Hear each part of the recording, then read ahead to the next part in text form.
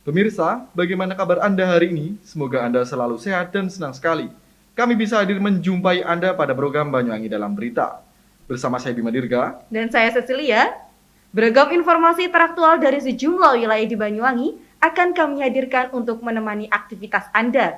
Inilah Banyuwangi Dalam Berita selengkapnya.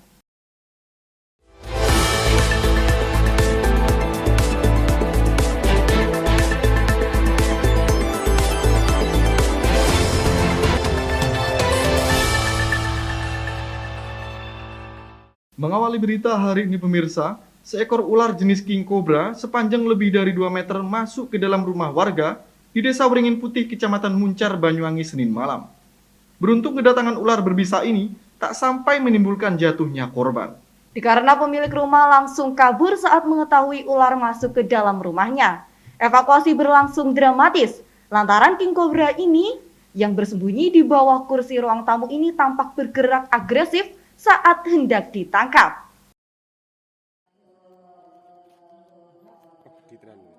Pemirsa, warga Desa Wringin Putih, Kecamatan Muncar, Banyuwangi dikejutkan dengan masuknya seekor ular jenis king cobra ke dalam rumah warga pada Senin malam.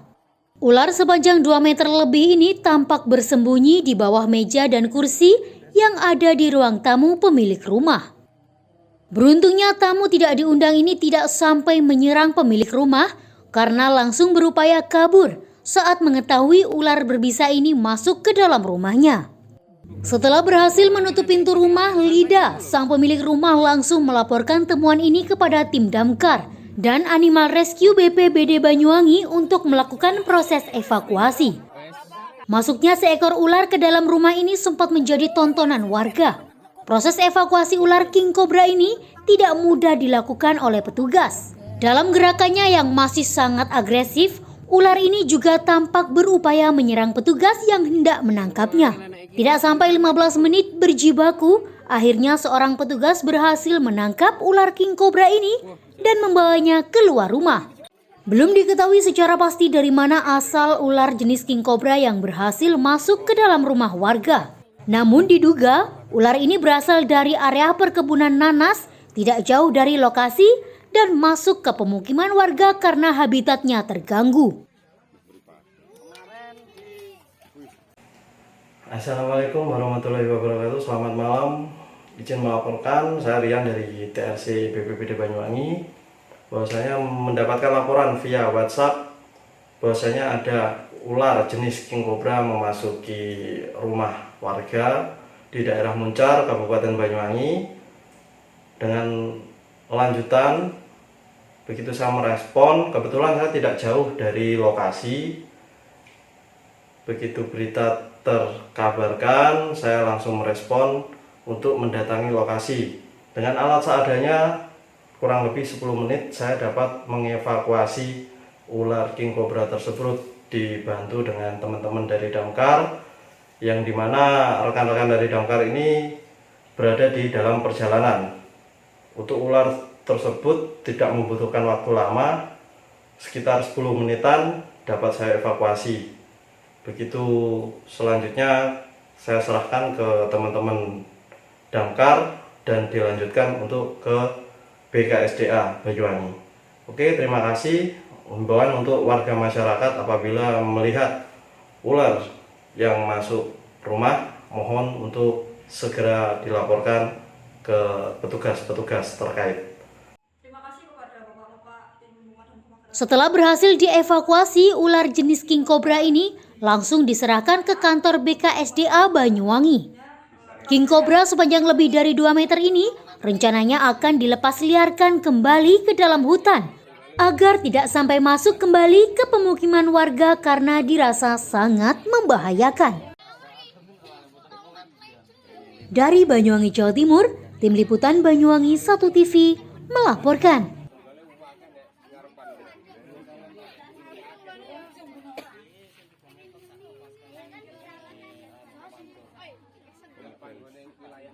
Pemirsa, tepat pada hari Senin kemarin, umat Buddha di seluruh Banyuwangi merayakan peringatan Hari Raya Trisuci Waisak 2566 Buddhis era di sejumlah wihara. Momen perayaan ini terasa spesial karena digelar dengan banyak jamaah setelah 2 tahun dibatasi akibat pandemi.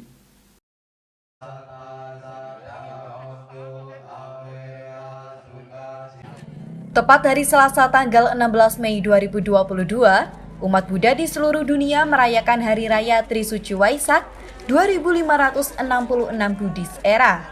Seluruh wihara pun nampak sesak dikunjungi jemaah yang ingin merayakan momen peringatan Trisuci Waisak. Momen ini pun juga dirayakan oleh umat Buddha yang ada di Banyuwangi. Wihara Dharma Mukti misalnya. Wihara yang terletak di Desa Yosomulyo, Kecamatan Gambiran ini, sejak pagi sudah didesaki para jemaah yang akan mengikuti rangkaian ibadah. Momen ini dimanfaatkan betul oleh jemaah yang rindu akan peringatan Waisak usai 2 tahun dibatasi akibat pandemi. Mengusung tema moderasi beragama membangun kedamaian, jemaah mengikuti satu persatu tahapan ibadah, mulai dari pradadiksana atau kirap dengan membawa patung Buddha, sampai dengan puja bakti perayaan Waisak yang diikuti seluruh jemaah yang datang. Jemaah pun larut dalam suasana khidmat dan memanjatkan doa selama puja bakti berlangsung.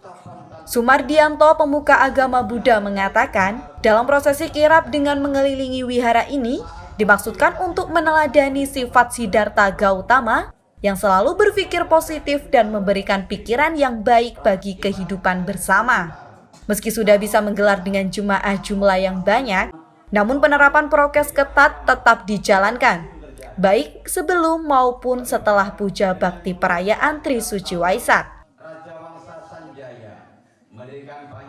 Ya, selamat pagi Bapak-Bapak sekalian, namo buddhaya, bahwa dalam rangka peringatan Waisak 2566 Buddhis Era tahun 2022, bahwa umat Buddha mengambil tema moderasi menumbuhkan satu kebahagiaan.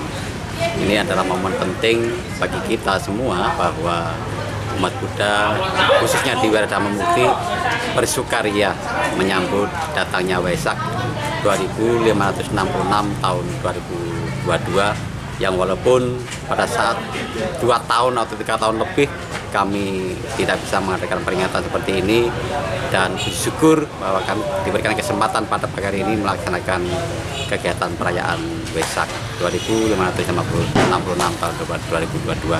Dan Bapak-Bapak sekalian, nanti kita juga akan mengadakan detik-detik Waisak tepatnya jam 11:16. Makna kirap ini adalah untuk mengingatkan kita bahwa kehidupan Sang Buddha penuh dengan satu keniscayaan, bahwa kita merenungkan sifat-sifat bajik beliau dari jangan berbuat jahat, berbanyaklah perbuatan baik, mensucikan hati dan pikiran. Inilah ajaran semua para Buddha. Sementara itu, perayaan puncak detik-detik Waisak sendiri akan dilangsungkan sekitar pukul 11.00 waktu Indonesia bagian Barat. Nantinya akan ada prosesi semedi sembari memanjatkan doa untuk memohon keselamatan umat di seluruh penjuru dunia. Dari Banyuwangi, Jawa Timur, Tim Liputan Banyuwangi 1 TV melaporkan. Moderasi beragama sangat tepat diterapkan di tengah-tengah kehidupan dewasa ini agar memberi kesempatan bagi umat Buddha. Baik pemirsa, memasuki musim panen di Banyuwangi, selain petani yang kebanjiran berkah, para buruh angkut padi alias tukang manol ikut laris manis disewa pemilik lahan. Pundi-pundi rupiah mengalir dengan banyaknya jumlah padi diangkut dengan sistem borongan. Meski berat, namun profesi ini masih setia dilakoni pria kekar di Banyuwangi.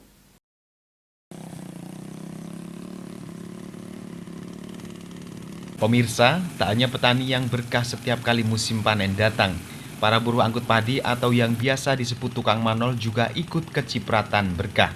Tak usah modal yang besar, cukup badan kekar dan motor setara tenaga banteng, pundi-pundi rupiah pun mengalir hanya dalam hitungan menit.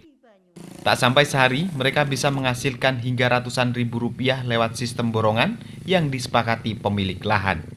Syaratnya padi yang berada di tengah sawah bisa dikeluarkan di pinggir jalan untuk bisa diangkut kembali. Bobot padi sekali angkut yang bisa mencapai 1 kuintal lebih membuat kendaraan mereka lain daripada yang lain. Kendaraan harus dimodif sedemikian rupa serta tampilan lebih sangar supaya garang saat mengangkut padi. Meski pekerjaan ini sifatnya musiman, namun masih banyak kaum adam yang setia menggeluti profesi yang satu ini. Irul salah satunya, lelaki yang sudah 2 tahun ini menjadi buruh angkut padi, mengaku dalam sekali angkut dirinya mendapatkan upah 15 hingga 25 ribu rupiah tergantung jarak tempuh yang dilalui. Dalam sekali angkut, motor miliknya bisa mengangkut padi berbobot hingga 1 kuintal lebih. Ia sengaja memakai ban lebih besar dan shockbreaker yang lebih kuat supaya perkasa saat dibuat mengangkut padi. Dalam sekali kerja, ia bersama rekan-rekannya mengaku bisa mendapatkan upah 3 hingga 500 ribu rupiah. Meski berat, namun profesi ini tetap dilakoninya lantaran hasilnya cukup menggiurkan. Gak mesti. Biasa piro? Ya tergantung jarak tempuh Selawe ya. Rombongan. Pastilah. Enak 500? Kadang ya 500. 500 ya. Jalure. Pas musim dan ngel. Irul dan rekan-rekannya sudah tidak pernah lagi memanggul padi atau manol karena itu dirasa sangat berat dan menguras tenaga. Sekarang ini, para buruh panggul padi rata-rata sudah menggunakan sepeda motor untuk mengangkut padi dari tengah sawah ke pinggir jalan. Dari Banyuwangi, Jawa Timur, Tim Liputan Banyuwangi 1 TV melaporkan.